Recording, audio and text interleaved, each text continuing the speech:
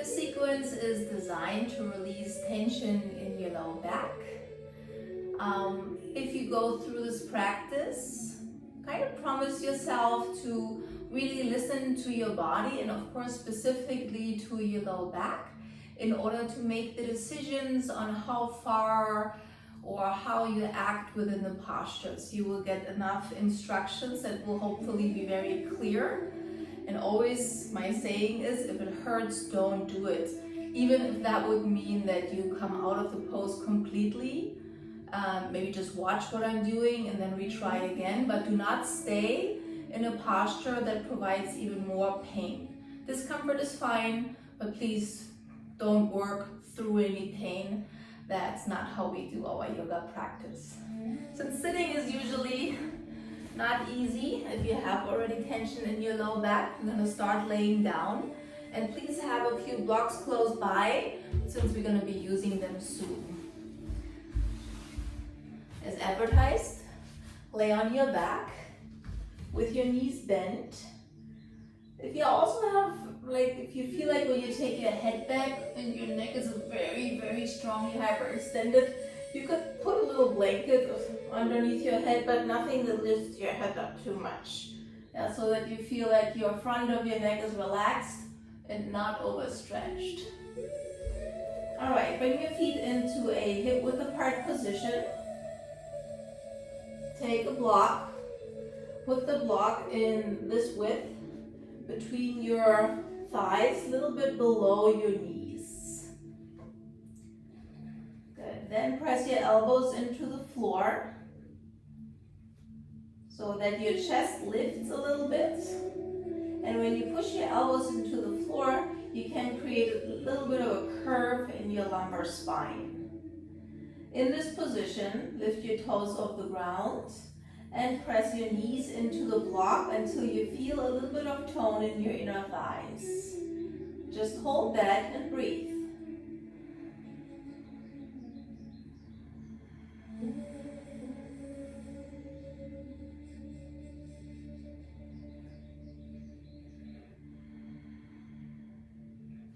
Then place the heels of your hands against the creases of your hips. Just place them there for now. And bring more curve into your low back. So almost like overarching again, unless there is pain. Overarching your low back for a brief moment. And then bring your attention to the very tip of your tailbone, the end of your spine. And point the tip of the tailbone towards the ceiling until your low back feels a little longer, not flat. But you kind of take the overarch slightly out and you will start to feel tone around the muscles of your spine. Good. So I'm still squeezing the block, still breathing through your nose. And then use your hands to push your thighs away from your shoulders to create a little bit of space between the vertebrae.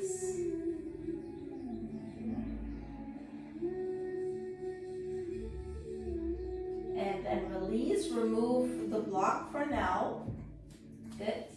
Hold on to your kneecaps and just rock a little bit from side to side.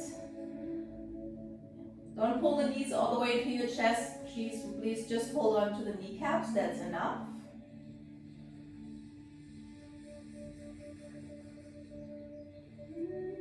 Then lower your feet back down and straighten out your right leg. Keep your left leg bent. All right, press your elbows back into the floor. You will hear that the instructions inside the body will repeat. They will always stay the same. So from here, press your elbows into the floor so you feel a little bit of rise in your chest.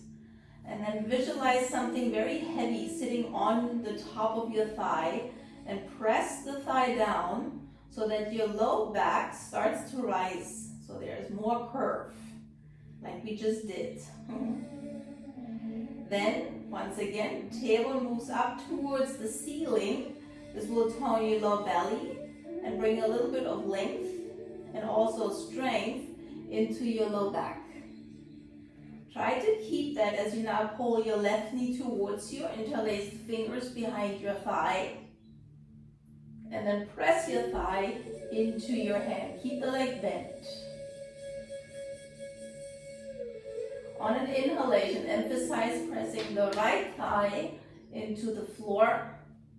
And as you exhale, point your tailbone up towards the ceiling.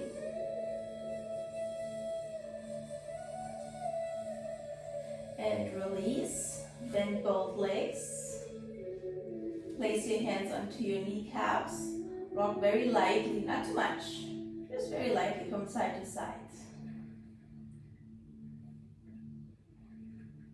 Switching sides. Straighten out your left leg to the floor.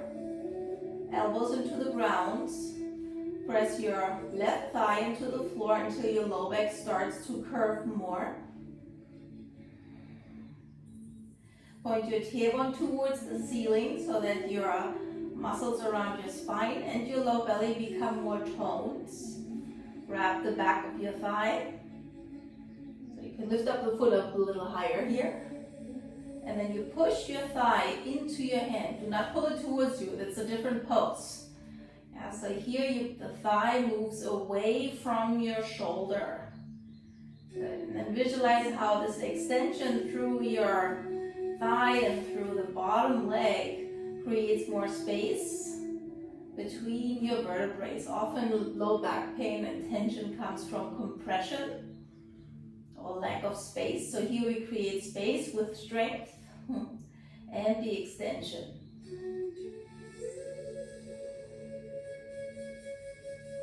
And release.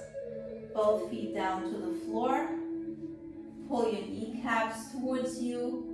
Again, a slight rock from side to side.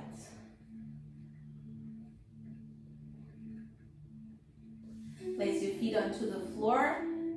Heels of your hands back into the hip crease. Breathe through your nose. The breath will help you to stay more aware and also more sensitive so you don't overdo things. All right, put the block in between your knees. We've done this one before. It's just a repeat. Squeeze your block together. Curve your lumbar spine. As you point your tailbone towards your heart, notice the tone around your spine and low belly. And then press your hands into your thighs. Make room, make space. And slowly release. All right. Coming to your knees, hands and knees. You may need to put a little something underneath your knees, like a blanket or so, if your knees are sensitive. If they are not, you don't need anything. Yeah, so rather, if you have a good mat, this one here is a really good mat, thick enough to provide enough support. So where we will go from this pose, back and forth, so let me show you quickly. You will do some work here on all fours, a leg will extend, and then I will ask you to sit back. So for some of you, this will mean that you have to build yourself, like I like to say in class, a little throne. So I'm putting 2 blocks between my heels and have the tops of the feet down. So when I sit back, I can sit here with feels almost comfortable, but so there's no overstress on the front of my ankles, as well as no pain in my knees. And when you sit upright here, you naturally have a good curve in the lumbar spine, because flatness, or flat back as we like to say, can cause a lot of this compression or tension feeling. Yeah, so if you sit on our computers like that, so this pose kind of almost doesn't allow that. So set this up, maybe you even need 3 blocks or just 1, then that's fine too. So once it's set up, you can come to all fours now and curl your toes under. All right, so I have the blocks now here in between my heels, so I can use them as a reminder for me to find strength in my legs. Place your hands in front of you. And I have my hands a little bit more in front of me so that the wrists don't get too stressed when the hands are directly under the shoulder. It makes it just a little nicer on the wrist. All right, so straight arms. Breathe through your nose once again. And then first, press your heels into the blocks. You will feel some tone on your inner thighs and try to keep that. Once again, bring some curve into your lumbar spine here. And really listen to the feedback of your body, especially if you have pain. There will be a moment where you really just need to stop because now it creates more pain. So be friendly and be sensitive. Which doesn't mean emotional here, it just means you pay attention to the sensations of your body. Good, so as the curve is now created, bring your mind to the very end of your spine, tip of your tailbone, and point the tailbone down to lengthen the spine just enough so that it feels perfect. It's like a sweet spot. That would be your natural curve of your spine. This is where you gain maximum strength and maximum length and space between your vertebrae. Hold this and just breathe. Being in a position where you are in good alignment with good stability, i.e. firm muscles. Good. And a delicious breath is where healing takes place. All right, little break. Take the tops of the feet down. Walk your way back. Sit on the blocks. Rest your hands on your thighs. And just extend through the crown of your head so you don't have to lift your chest or around. Think like somebody has attached a string to the top of your head and you create length towards the ceiling. Stay here, breathe through your nose. And come forward again. Place your hands a little bit in front of you. A little wider than your shoulder width apart. Curl your toes under. Press your heels into the blocks until you feel the firmness in your inner thighs once again. Then move your right leg further to the space behind you. So it's straight now. For some of you, the journey ends here. Yeah, so this might be enough. Find out if you could, without losing the tone of your inner thighs, lift your leg up a little higher. Not as high as you can, so then usually arm bends, just so it's in line with your shoulders. Good. So this in general will create more curve in your lumbar spine. So here, you want to emphasize pointing your tailbone down towards the floor. This was until your low belly tones as well. And once again, we'll just hold it. Breathe. And bring attention to your lumbar spine to know if you need to come out of the pose. Maybe you need to tone the muscles a little bit more. And then visualize you might make your back like 50 inches longer. Reach to the back of the room for this delicious space again. Take the knee back in, tops of the feet down, sit back on your blocks, rest your hands on your thighs, extend through the crown of your head. You can close your eyes for a moment if you like.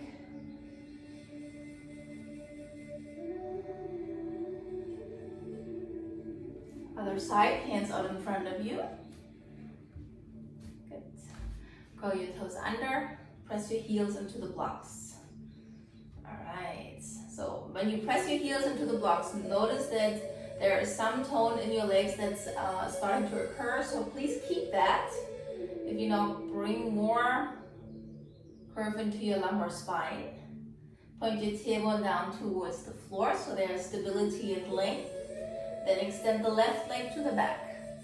The foot can also remain on the floor the entire time if needed, but give it a try if you can lift the foot up as high up as your hips, not higher. Once the leg is up, bring more effort in bringing the tip of your tailbone towards the floor, and even draw your belly button a little bit more towards your spine. Breathe. Now from your hips, make your left leg longer. And don't think really so much about the long leg, but the extension from the hip throughout the foot will bring more space into your low back. And lower the knee down, tops of the feet down. Sit on your blocks. Oops, almost missed them. All right, once you're here, from the center of your hips, extend through the center of your crown, again to create the space. So the older we are, the more time gravity had its effect on our body. We start to crunch and get smaller or shorter. So moving in the opposite direction may even reverse some of that.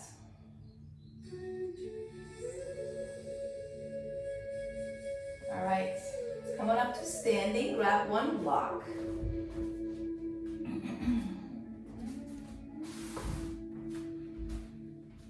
You can move your mat to the wall. Since I have all those mats here, I don't need to right now. Put the block in this position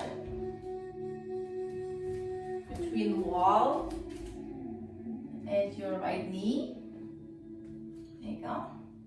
You can place your fingertips onto the wall. I like the fingertips because this way you don't dump your weight into it. You just want to use the wall for balancing. And then start to move your back foot a little further back. Look at your hips. So you want to have your hips square or in parallel towards the wall in front of you. The tendency for the hip is to open. So you got to put a little bit of effort into letting the hips face directly to the wall. So see how far you can move your back foot back without losing this alignment. All right. So fingertips once again against the wall. And now the same actions, even though they will feel now very different since you are standing, but see if you can apply them again. Visualize that block between your heels or your knees like we did in the very first pose, and push the knees towards the center until you feel your inner thighs being toned. Straighten your back leg all the way. Good. And then here, so I'm trying to create more curve in my low back. So I'm moving the top of my left thigh back until there's a little bit more curve. Then point the tip of your tailbone towards the wall in front of you until you feel more length and stability. So you can look closely if you want. It's not much. Pointing my tailbone forward. There's too much curve, a little bit of length. Then start to push your hands into the wall to take your torso further back. This will now stretch the whole front side of your left body. The hip flexors will become longer. Tendency here is that the back leg wants to bend and that you lose that action of tailbone forward. So bring more effort into keeping your back leg super straight and pointing the tailbone towards the wall. Belly is strong. If you're gonna add one more thing, you can reach your left arm up towards the sky. And release. Hold on to the block and come on out of the pose. You can shake it out for a little bit. Let's do the other side. Block against the wall. All right, fingertips are set up. And then pay attention. Okay, my hips are now square to the wall. Got that. See if I can move a little further back. Yep, still good. Move it further back. No, I can't do it anymore. If that's the case, move the foot further in and square your hips. That's more important in this posture. Fingertips against the wall. Look straight forward and breathe.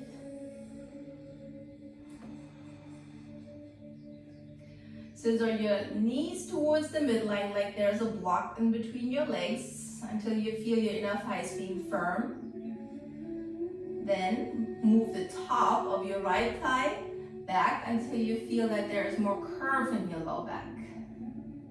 Keep moving the thigh back in space to maintain some of the curve as you point now your tailbone towards the front of the room to add more stability and more length in your low back. Now you can start to change your shape. Push your hands into the wall and start to curl back. I'm not pushing much. Most of the action comes actually through my torso. The hands are more for balance, I would say. So again, more effort into keeping your back leg straight and pointing the tailbone towards your heart. And if you want or can, at the arm, reach the arm up towards the sky. But anytime it doesn't feel good, low back gives you a sign, back off first, don't come out right away. See if you can maybe back off a little bit, tone the muscles a little bit more. Maybe you have to relax a little bit more because you're overdoing it. Always check, learn more about yourself. And then hands against the wall. Lean forward, remove the block. Actually keep it in your hands, just you don't need it for this position anymore. Shake it out a little bit. All right, so now the block goes back in between your thighs right above the knees. You will face the wall. Place your hands a little higher than your shoulders and a little wider apart from each other. So now how far you can move away from the wall, this will depend on the sensations of your low back. Yeah, so let's say that would be the maximum, but that's for many of you, if you have low back pain, that would be already too much. So gauge based on your low back, which position might be most beneficial for you. Sensations will tell you. So I'm going to stay here now with you guys. Bend your knees a little bit. Press your knees into the block until you feel strength in your inner thighs. Like we did before, you shift the top of the thighs back to create more curve. Keeping that, point your tailbone towards your heart, so not as much as you can, right? So just enough. So you feel like, okay, this feels stable, I feel space. Good. And then see if you can move your chest a little closer to the floor. The head wants to drop here, so make sure that your head is not just dangling. Keeping the head up. Hold.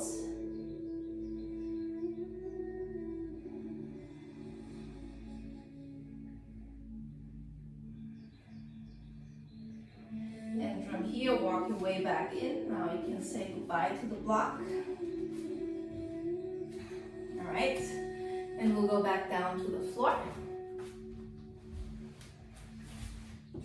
So this one you already know. Place your hands against the hips or the hip creases. Feet are hip width apart. See, I'm moving my shoulders one at a time. Shoulder blades closer to the spine so that my chest lifts up a little bit. This will enhance the curve of your low back. All right, so from here now, press your hands into your thighs and arch your low back. Yeah, feel.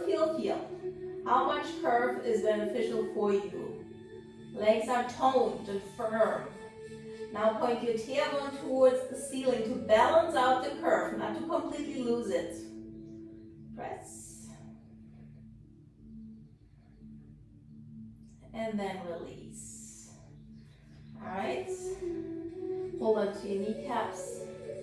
And rock again a little bit from side to side. Unless it doesn't feel good, of course, don't do that.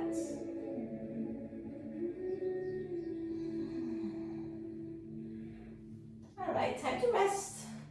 So you can lay down with your legs flat on the floor. Sometimes that can aggravate the low back a little bit. You can use the blocks underneath your thighs. Could also be a rolled blanket. And then scoop the tailbone under a little bit to bring more length into your lumbar spine. You can also fiddle around a little bit, which curve or which length is needed. Then open up your palms towards the ceiling. Let the feet drop or in whichever direction they want to. Take a deep breath in. And long exhale. Do that one more time and then close your eyes with your exhalation.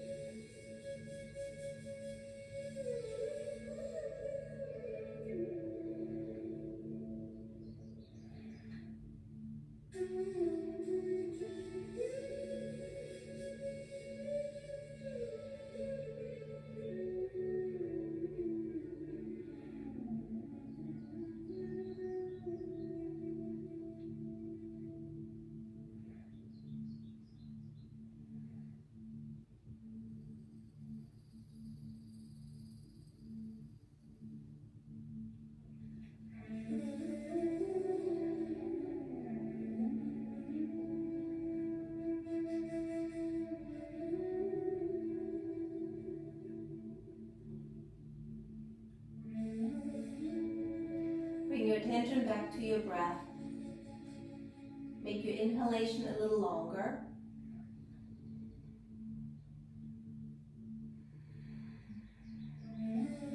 Do that one more time.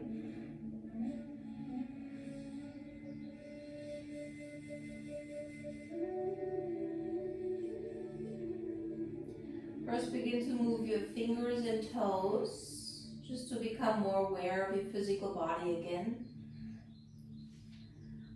You can roll your wrists, roll your ankles, and bend your knees. Think for a brief second, do you want to roll to your right or to your left? This answer will usually come from your body. You'll have a preference. Roll to that side, let your head rest on your arm for a moment. Use your hands in front of you to slowly come back up to a seated posture. Even have your legs straight for a moment if bending doesn't work. Please join your hands together in front of your heart. Close your eyes. Thank you so much for taking care of yourself. Namaste.